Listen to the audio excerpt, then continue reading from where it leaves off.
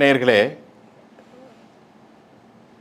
இன்றைக்கு நம்ம cut and right சேனலுக்கு நான் சுஃபியான் ஜேர்னலிஸ்ட்டு. இப்போ தமிழ்நாட்டில் முதலமைச்சர் வேட்பாளராக பார்க்கப்படுகிறார் நடிகர் விஜய் அவர்கள். அவருக்கான ஒரு ஸ்பேஸ் இருக்குதா இல்லையாங்கிறது வேறு விஷயம். அது அரசியல் கண்ணோட்டம். தலைமை பொறுப்புக்கு வரக்கூடிய எல்லா தகுதிகளும் அவருக்கு இருக்குது. ஆனால் அவருடைய குடும்பத்தில் கோட்டை விட்டார். அது அவருக்கு நீண்டகால பாதிப்பை அவருடைய சொந்த நலன்களில் ஏற்படுத்தும்.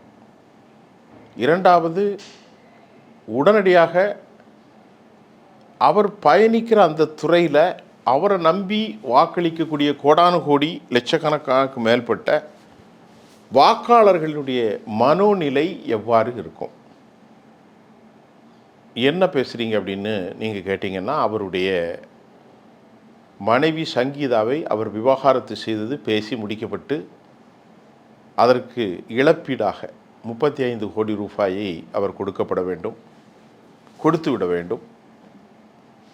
அந்த அம்மா சொல்கிறாங்க, என்னுடைய பிள்ளைகளுக்கும் சேர்த்து நீங்கள் பணம் தர வேண்டும் என சங்கீதாவும் அவர் கேட்கின்ற போது, விஜய் பிள்ளைகளுடைய நலன்கள், அவர்களுக்கான சொத்துக்களை எல்லாம் நான் கொடுத்து விடுகிறேன், உனக்குள்ள விஷயத்தை மட்டும் வாங்கிட்டு நீ கதையை முடிச்சுக்கிடலாம் அப்படின்னு மிக முக்கியமான ஜோசியர், இது 2 நாட்களான செய்தி தான்.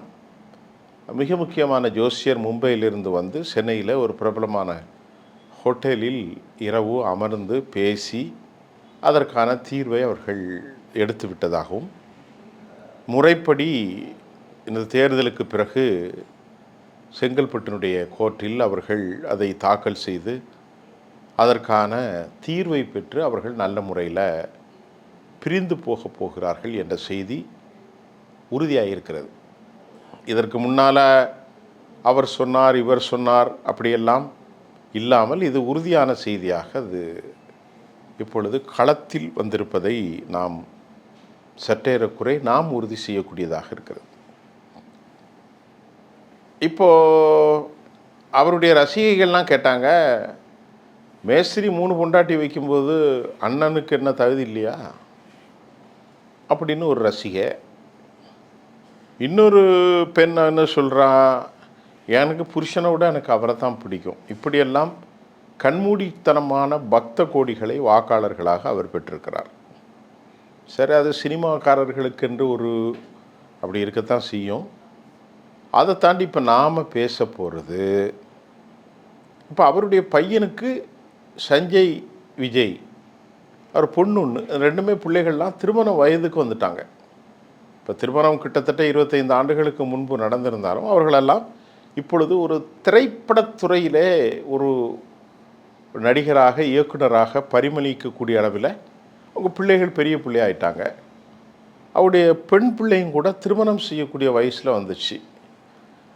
அப்படி இருக்கும்போது இவர் பொது வாழ்க்கையில் இவ்வளவு பெரிய இழிவை அவர் இழிவென்றால் அவருக்கு, அதாவதுங்க, திருமணத்தில் கணவன் மனைவிக்கு இடையில் சண்டை வர்றது சகஜம்தாங்க. எந்த கணவன் மனைவிக்கு வராமல் இருக்கிறது? எல்லாருக்கும் ஒரு பாசிட்டிவ் சைட் மற்றும் நெகட்டிவாக இருக்கும். அது சினிமா என்பது உங்களுக்கு தெரியாத விஷயம் இல்லை. பெண்களுடைய தொடர்பு ரொம்ப அதிகரிக்கக்கூடிய, ஈஸியாக அந்த லாக் ஆயிடுவாங்க. அப்படி ஒரு துறை தான் திரைப்படத்துறை. அந்த துறையில் அந்த காலத்திலிருந்து இன்றைக்கு வரைக்கும் அந்த வரலாறு தொடர்கிறது. ஆணும் பெண்ணும் ஒன்றாக இருப்பது எப்போதும் விளங்காது என்பது எல்லோருக்கும் தெரிந்துதான். ஆனால் அதுதான் சமநிலை சுதந்திரமாக இன்றைக்கு உலகமே அந்த மாயத்துக்குள்ளே போயிட்டுன்னு வைங்களேன். நம்ம அதை பற்றி பேச வேண்டிய தேவையில்லை, அதை விட்டுருங்க. இப்போது 35 கோடி ரூபாயை அந்த அம்மா வாங்கி இந்த விஷயத்தை முடிச்சுக்கிடலாம் அப்படின்ற அவங்க சொன்னதை நான் எப்படி பார்க்க முடியுதுன்னா, அவருக்கு பல ஆயிரக்கணக்கான கோடி ரூபாய்கள் பணம் இருக்கிறது. நடிகர் விஜய்க்கு ஒரு படத்துக்கு அவர் எவ்வளவோ சம்பாதிக்கிறார். இப்போ கூட ஒரு படம் வந்த படத்தை முறைப்படி தியேட்டரில் 500 கோடி பிஸ்னஸ் ஆகிறத ஒன்றும் இல்லாமல் ஈஸியாக அதை யூடியூப்பில் ரிலீஸ் பண்ணிட்டு போயிட்டார்.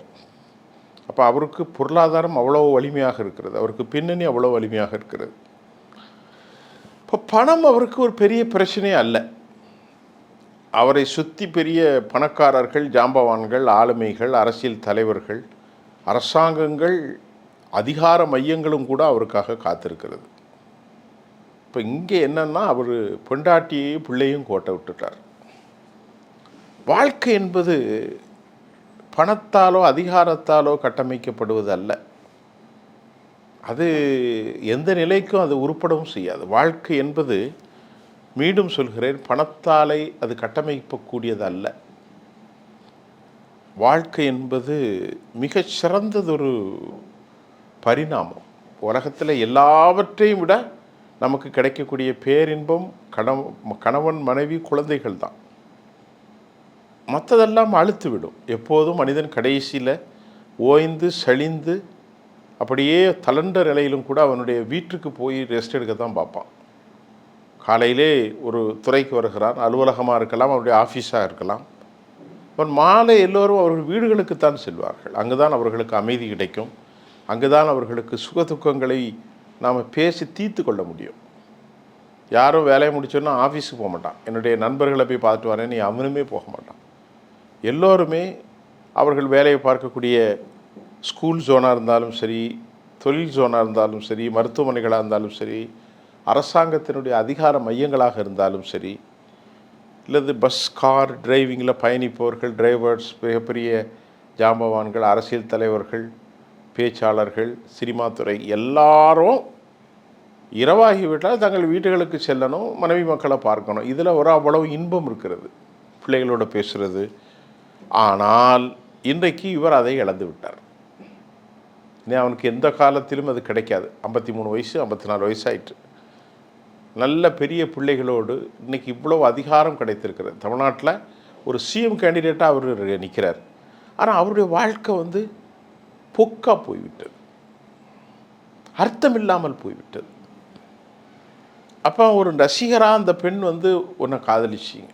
ஸ்ரீலங்காவை சேர்ந்த அந்த பொண்ணு, அவங்க அப்பா பெரும் பணக்காரர், செல்வந்தர், ஸ்ரீலங்கா தமிழர். இந்த பொண்ணுங்க வந்தாங்க, இவரை பார்த்தாங்க, இவர் மீது காதல் கொண்டாங்க. அவங்க பேசி திருமணத்தை நல்லபடியாக நடத்தி 2 குழந்தைகளையும் பெற்றாச்சு. குழந்தைகளும் இவருக்கு சமமாக விட்டது. ஒரு கதாநாயகனாக நடிக்கக்கூடிய அந்தஸ்தில் அந்த பையன் வந்துட்டான். அப்படி இருக்கும்போது நீ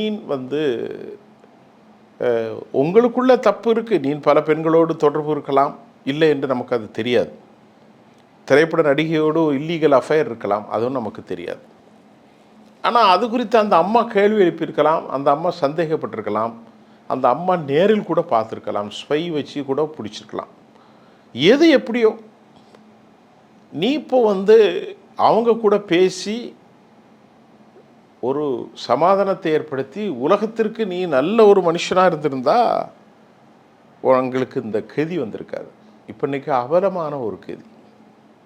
நீ 35 கோடி கொடுத்து அந்த அம்மாவுக்கு ஒன்றும் ஆக போகிறது இல்லை. என்ன செய்ய போகுது? அவங்க அப்பா விட பெரிய பணக்காரருங்கிறாங்க. இங்கிலாண்டில் ஒரு பெரிய செல்வந்தர், ஸ்ரீலங்காவை சேர்ந்த தொழிலதிபர். அவருடைய பொண்ணு தான் சங்கீதா. உன் பணத்தை வச்சு அந்த அம்மா என்ன செய்ய போகுது? 2 இட்லி சாப்பிடும், மிஞ்சி போனால் ஒரு பெரிய ஹோட்டலில் போய் சாப்பிடுவாங்க, ஏசியில் பிறப்பாங்க, விமானத்தில் போவாங்க, வீட்டு பங்களா கட்டுவாங்க, அவ்வளோதானே. வேறு என்ன பண்ணுவோம்? அதை வச்சு என்ன பண்ண முடியும்? சாமானியர்களுக்கு கிடைக்கிற எல்லா சுகமும் அவங்களுக்கு கிடைக்க போகுது. இப்போ செல்வந்தர்கள்னு என்ன கிடைச்சிட போகுது? ஒன்றும் கிடைக்காது, ஒரு மண்ணும் கிடைக்காது. அவர்கள் கிடைக்க வேண்டியதை இந்த உலகத்தில் இழந்து போயிட்டாங்க. கணவனும் இல்லை, பிள்ளைகளும் இல்லை. கணவன் இறந்து விட்டால் அது வேறு விஷயம். ஆனால் கணவன் உயிரோடே அந்த அம்மாவுக்கு இல்லை, சங்கீதாவுக்கு. நான் பேசுகிற பேச்சில் ரொம்ப உணர்வாக இருக்கிறது. சங்கீதா மேலே தப்பு இல்லையா? இருக்கலாம், தெரியாது எனக்கு. நமக்கு அந்த விஷயம்லாம் தெரியாது. விஜய் மேலே மட்டும்தான் தப்பு இருக்கா? இல்லை, அவங்க மேலே இருக்கலாம், இவங்க மேலே இருக்கலாம். எதுவாக இருந்தாலும் நீ ஒரு பொதுக்களத்துக்கு விட்டாய். இது அமெரிக்கா இல்லை, யூரோப் அல்ல. அந்த நாடுகளே மொராலிட்டி பார்க்குறாங்க. நீ இந்தியாவில் ஒரு பெரிய கல்ச்சரல் கண்ட்ரி. நூலை பிடிச்சிக்கிட்டே 50-100 வருஷம் வாழக்கூடிய ஒரு சமூகம். மஞ்சள் நூலை பிடிச்சிக்கிட்டு அவன் எவ்வளோ தான் எய்ட்ஸாக இருந்தாலும் அவனோடு தான் வாழ வேண்டும் சாவு வரைக்குன்னு சொல்லக்கூடிய ஒரு சமூகத்தில் பிறந்தவன் நீ. கல்லானாலும் கணவன், புல்லானாலும் புருஷன்னு அப்படி ஒரு சமூகத்தில் பிறந்தவன் நீ.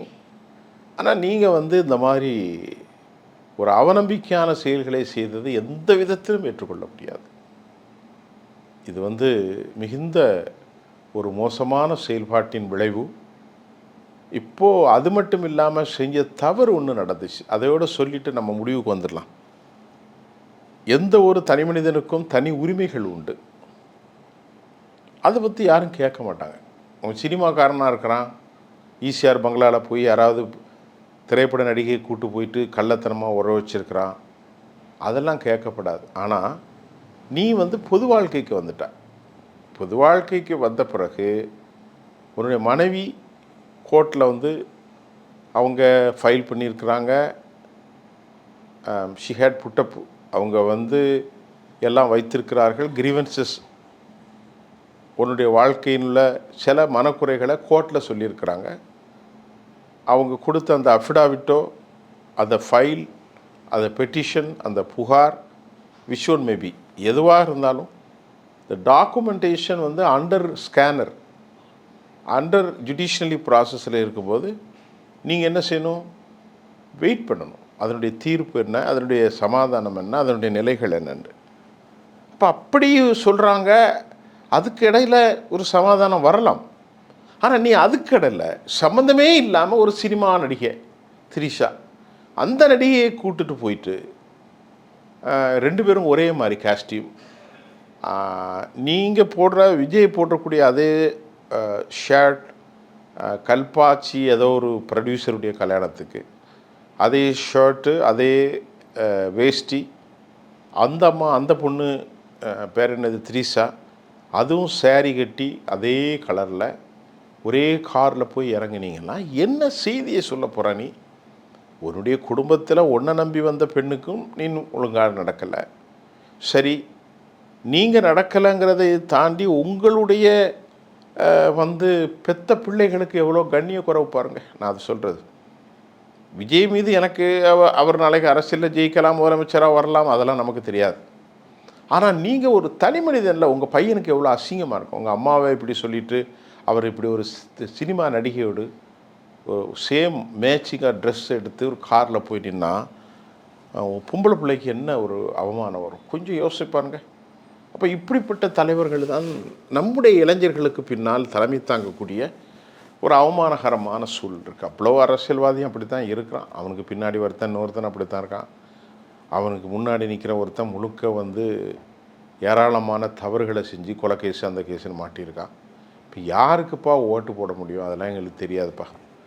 ஏதோ ஒரு செய்தியை சொல்லணும் போல் தோண்டிச்சு, நான் சொல்லிட்டேன். இப்போ இது கன்ஃபார்மான செய்தி. 35 கோடி ரூபாயை கொடுத்து அந்த பெண்ணை கலத்தி விட போகிறார்.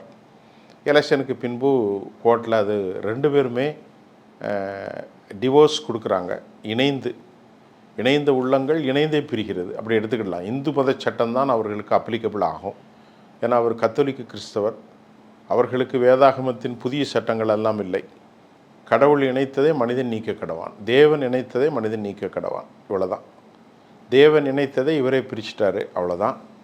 பார்க்கலாம் அவருடைய அரசியல், அவருடைய முடிவுகள் எப்படி மக்கள் அவரை தீர்மானிக்க போகிறார்கள், மக்கள் நிராகரிப்பார்களா தீர்மானிப்பார்களா எல்லாம் என்பதை தாண்டி அவருடைய வாழ்க்கையில் அவர் நெறிமுறைகள் அவரை நிராகரித்திருக்கிறது, அல்லனா அவர் நிராகரித்திருக்கிறார். அவருக்கு எல்லாம் கிடைக்கும். இனி இப்படிப்பட்ட போன இணைந்த குழந்தையும் பிள்ளையும் கிடைக்காது. அது ரொம்ப வருத்தம். அது அவருக்கு மட்டுமல்ல, எல்லோருக்கும் வருத்தம்தான். ஒரு நல்ல மனைவி நல்ல பிள்ளைகளை இழந்து இப்போது தனியாகத்தான் இருக்க போகிறார். கூலிப்படைகள் தான் அவரை சுற்றி இருக்கும். அவரோட பல நாள் ஏதாவது கிடைக்குமான்னு. ஆனால் உண்மையான விசுவாசிகள் யாரும் இல்லை. அது தனது மனைவியும் தனது பிள்ளைகளும் தான் என்பதை அவருக்கு உணர மறுத்து விட்டார். காலம் இனி கொஞ்சம் நிறைய நேரம் எடுத்து அவருக்கு அதை கற்றுக் கொடுக்கும். அது விழலுக்கு இறைத்த நீர் போலும் கண்கற்ற பின்பை சூரிய நமஸ்காரனுக்கு ஒப்பாக போய்விடும் என்பதுதான் நான் சொல்கிறேன் இந்த செய்தியினுடைய பாடம். மீதும் அடுத்த செய்தியில் நான் உங்களை சந்திக்கின்றேன். நன்றி.